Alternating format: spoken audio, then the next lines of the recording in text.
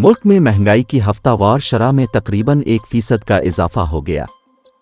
इदारा शुमारियात की जारी करदा हफ्तावार रिपोर्ट के मुताबिक मुल्क में गुज़िश्ता हफ्ते महंगाई की शरह में 0.93% का इजाफा हुआ, जिसके बाद सालाना बुनियादों पर महंगाई का मजमूई पारा 38.67% की सतह पर पहुंच गया। माहाना 17,000 तक कमाने वाले अफराद के लिए महंगाई की शरह 38.27%, माहाना 17 से 23,000 तक आमदन वाले अफराद के लिए महंगाई का पारा 41%, जबकि माहाना 30,000 कमाने वालों के लिए महंगाई की शरह 39.84% रिकॉर्ड की गई। रिपोर्ट के मुताबिक मुल्क में एक हफ्ते के दौरान 22 अशियाए ज़रूरिया की कीमतों में इजाफा और 11 की कीमत में मामूली कमी रिकॉर्ड की गई।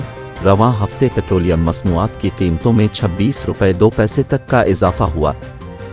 चिकन की फ़ी किलो कीमत में 31 रुपये 26 पैसे, लहसुन की फ़ी किलो कीमत में 24 रुपये 1 पैसे, LPG का घरेलू सिलेंडर 14 रुपये 4 पैसे महंगा हुआ।